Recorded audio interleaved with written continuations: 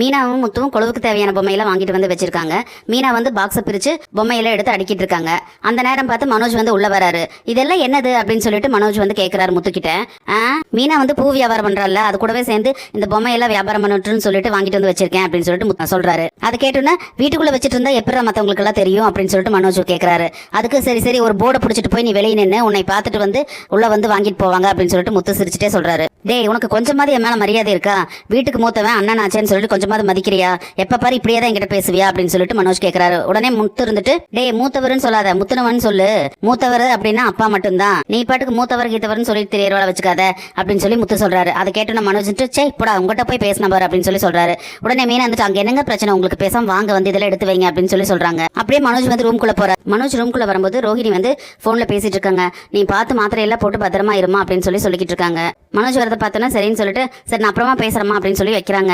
மனோஜ் இருந்துட்டு யார்கிட்ட மாத்திரை எல்லாம் கரெக்டா போடுன்னு சொல்லிட்டு இருக்க ரோஹிணி அப்படின்னு சொல்லி கேட்கவும், அதுவா வித்யா கிட்ட தான் பேசிட்டு இருக்க, வித்யாவோட அம்மா உடம்பு சரியில்லை, அவங்களை பார்க்க போயிருந்தாலாமா, அதனாலதான் அவங்க கிட்ட பேசிட்டு இருந்தா அப்படின்னு சொல்லி சமாளிச்சிடுறாங்க. என்ன ரோஹிணி இந்த முத்துவும் மீனாவும் என்னமோ பண்ணிக்கிட்டு இருக்காங்க, என்னமோ பொம்மையெல்லாம் வச்சு விளையாண்டுட்டு இருக்காங்க இவங்க அப்படின்னு சொல்லி கேட்கறாங்க.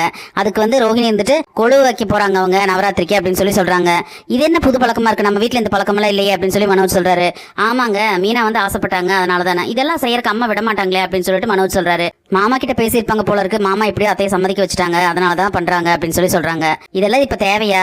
கண்டவங்க எல்லாம் வந்துட்டு போயிட்டு இருப்பாங்க, நசன் இருக்கும், நம்ம ஆபீஸ் முடிச்சு வந்து டயர்டா தூங்க முடியாது அப்படின்னு சொல்லிட்டு மனோஜ் சொல்றாரு. உடனே ரோஹிணி இருந்துட்டு எங்க ஃபங்க்ஷன் வந்து ஈவினிங் தான் பண்ண போறாங்க, நைட்டு தானே நம்ம தூங்க போறோம், அது மட்டும் இல்ல கொழு வைக்கிறது வந்து வீட்டுக்கு நல்லதுதான், அதுக்காக தான் செய்யறாங்க அப்படின்னு சொல்லி சொல்றாங்க.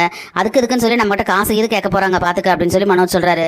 அது எதுக்குங்க நம்ம கொடுக்கணும், அவங்க தானே ஏற்பாடு பண்றாங்க, அவங்களே பண்ணிட்டு போகட்டும், அதை மீறி கேட்டா பாத்துக்கலாம் அப்படின்னு சொல்லி சொல்றாங்க ரோஹிணி.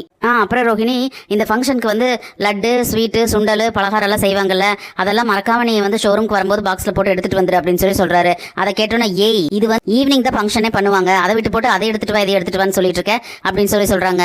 ஓ அப்படியா அப்படின்னு சொல்லி கேட்டுட்டு மனோஜ் இருந்துட்டு சரி சரி அப்படின்னு சொல்லி சொல்றாரு. அப்புறம் ரோஹிணி இருந்துட்டு இந்த கொழு ஃபங்க்ஷன் வந்து 9 நாள் நடக்கும், அதுக்கு வந்து புது ட்ரெஸ் தான் போடணும், மாத்தி மாத்தி போடுற மாதிரி பாத்துக்க அப்படின்னு சொல்லி சொல்றாங்க. அதுக்கு வேண்டி 9 நாளும் 9 ட்ரெஸ்ஸா எடுக்க முடியும் அப்படின்னு சொல்லிட்டு மனோஜ் சொல்றாரு. இருக்கிற ட்ரெஸ்ஸே வந்து 2 நாளா மாத்தி மாத்தி போட்டுக்கலாம், ஒரு நாள் வரவங்க இன்னொரு நாள் வருவாங்களா என்ன அப்படின்னு சொல்லி மனோஜ் சொல்றாரு. அதை கேட்ட ரோஹிணி இருந்துட்டு அப்படியெல்லாம் கிடையாது, அதெல்லாம் பார்த்துட்டு இருக்க முடியாது, சரஸ்வதி லட்சுமி துர்கா அப்படின்னு சொல்லிட்டு இருக்காங்க. உடனே மனோஜ் இருந்துட்டு இவங்கெல்லாம் யாரு அப்படின்னு சொல்லி கேட்கிறாரு. டேய் இதெல்லாம் வந்து சுவாமிகளோட பேரு அதெல்லாம் அப்படின்னு சொல்லி சொல்றாங்க. 3 சுவாமிகளோட ஃபங்க்ஷன் நடக்கும் போதும் சரி, அப்புறமா கடைசி நாள் அன்னைக்கு போடுறதுக்காவது அட்லீஸ்ட் ஒரு 4 ட்ரெஸ்ஸாவது இருக்கணும், 9 ட்ரெஸ் எடுக்கணும்னு எனக்கு ஆசை தான், இருந்தாலும் 4 ட்ரெஸ் போதும் அப்படின்னு சொல்லி ரோஹிணி சொல்றாங்க. என்ன ரோஹிணி இதுக்கெல்லாம் கூட புது ட்ரெஸ் எடுக்கணும்னு சொல்றியா அப்படின்னு சொல்லி கேட்கும்போது ஆமா அப்படின்னு சொல்லி சொல்றாங்க. சரி அந்த கிரெடிட் கார்டுல தான் இருக்கே நம்ம பாத்துக்கலாம் அப்படின்னு சொல்லி மனோஜ் சொல்றாரு. ஓகே நம்ம ஷாப்பிங் போகலாம் அப்படின்னு சொல்லிட்டு ரோஹிணி சொல்றாங்க. என் முத்து இருந்துட்டு மீனா கிட்ட நம்ம மட்டும் செலவு பண்ணா பத்தாது, வீட்டுல இருக்கிற எல்லாரும் அதுக்கு ஷேர் கொடுக்கணும், வீட்டுக்காக தானே இந்த ஃபங்க்ஷன் செய்யறோம் அப்படின்னு சொல்லி சொல்றாரு. ஏங்க அதெல்லாம் வேணாங்க, எதுக்குங்க அவங்க கிட்ட போய் கேக்குறீங்க, நம்மளே பாத்துக்கலாம் அப்படின்னு சொல்லி சொல்றாங்க. அப்படியெல்லாம் விட முடியாது வேணாவா அப்படின்னு சொல்லிட்டு மனோஜோட ரூம் கதவை தட்டுறாரு முத்து. வெளியே வந்த மனோஜ் வந்து நீ எதுக்கு வந்திருக்கேன்னு சொல்லி எனக்கு தெரியும், ஃபங்க்ஷன் நடத்துக்கு பெர்மிஷன் கேட்கறதுக்கு தானே என்கிட்ட வந்திருக்க அப்படின்னு சொல்லி கேட்கறாரு. ஐயா ஆமாங்க ஐயா அப்படின்னு சொல்லி சொல்றாரு. மனோஜ் வந்து இப்படியே ஒரு மாதிரி திரும்பி பாக்குறாரு. ஆமாங்க ஐயா நீங்க கொஞ்ச நேரம் வெயிட் பண்ணீங்கன்னா நான் போய் பத்திரம் வாங்கிட்டு வந்துடுறேன், நீங்க கையெழுத்து போட்டு கொடுத்துட்டீங்கன்னா இந்த பர்மிஷன் கிடைச்ச மாதிரி ஆயிரும், இந்த ஃபங்க்ஷனையும் நான் நல்லா நடத்திடுவேன் அப்படின்னு சொல்லிட்டு முத்து இருந்துட்டு டேய் நீ பெரிய கலெக்டர், உங்ககிட்ட பெர்மிஷன் வாங்கினாதான் இந்த ஃபங்க்ஷன் நான் நடத்த முடியுமாடா அப்படின்னு சொல்லி பேசுறாரு.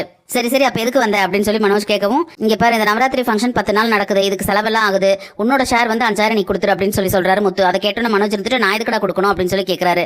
ஆமா நீ கொடுக்கணும் தான், எல்லாரும் தான் கொடுக்கணும், வீட்டுக்காக தானே செய்யறோம் அப்படின்னு சொல்லி சொல்றாரு. நான்லாம் கொடுக்க முடியாது உங்க இஷ்டத்துக்கு நீங்க பண்றதுக்கெல்லாம் அப்படின்னு சொல்லிட்டு மனோஜ் சொல்றாரு. அதை கேட்டோன்னு முத்து இருந்துட்டு சரி சரி அப்ப நீ கொடுக்க வேண்டாம், அப்ப வந்து இந்த வீட்டுல வந்து இந்த பிரசாதம் பொங்கல் உளுந்து வடை அது இதனால செய்வாங்கல்ல, எதையுமே நீ கை வச்சிடாத, அதே மாதிரி இந்த ஃபங்க்ஷன் ஹாலில் தான் நடக்கும், ஃபங்க்ஷன்லேயே வந்து முன்னாள் நின்னராத உன் ரூம்குள்ளேயே அடைஞ்சிருந்துக்கோங்க 2 பேரும் அப்படின்னு சொல்லி சொல்றாரு.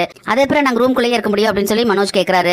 அது மட்டும் இல்ல இந்த ரூமுக்கு முன்னால தான் வந்து இந்த கொழுவே வைக்கணும், அதுதான் வாஸ்து கரெக்டா இருக்குன்னு சொன்னாங்க, நீங்க 10 நாள் போய் வெளியே தங்கிக்க அப்படின்னு சொல்லி முத்து சொல்றாரு மனோஜ் கிட்ட. உடனே ரோஹிணி வந்துட்டு மீனா கிட்ட என்ன மீனா உங்க ஹஸ்பண்ட் இப்படி பேசுறாரு அப்படின்னு சொல்லி சொல்லும். இல்லங்க அவர் சும்மா விளையாட்டுக்கு சொல்லிக்கிட்டு இருக்காருங்க அப்படின்னு சொல்லி மீனா சொல்றாங்க. எங்க விடுங்க நம்மளே பாத்துக்கலாம், ஏங்க இப்படி பண்றீங்க அப்படின்னு சொல்லி கேட்கறாங்க. சரின்னு சொல்லிட்டு ரோஹிணி வந்துட்டு நான் கொடுக்குறேன் இவர் கொடுக்காட்டி பரவாயில்ல அப்படின்னு சொல்லி சொல்றாங்க. என்ன ரோஹிணி நீ கொடுக்குறேன்னு சொல்ற அப்படிங்கும்போது நீ ஒன்னும் கொடுக்க வேண்டாம் நான் கொடுத்துக்கிறேன் அப்படின்னு சொல்லி ரோஹிணி சொல்றாங்க. நான் காலையில ஏடிஎம்ல இருந்து பணம் எடுத்து கொடுத்துறேன் மீனா அப்படின்னு சொல்லிட்டு ரோஹிணி சொல்லவும், தொழிலதிபரே இந்த பார்லரமாவே காசு கொடுக்குறேன்னு சொல்லிருச்சு, அவங்கள பார்த்து கத்துக்க பார்த்து திருந்து அப்படின்னு சொல்லிட்டு போறாரு முத்து. என்னமோ பண்ணி தொலையட்டும் வா நீ உள்ள அப்படின்னு சொல்லிட்டு ரோஹிணி கூப்பிட்டு ரூம்குள்ள போயிடுறாரு.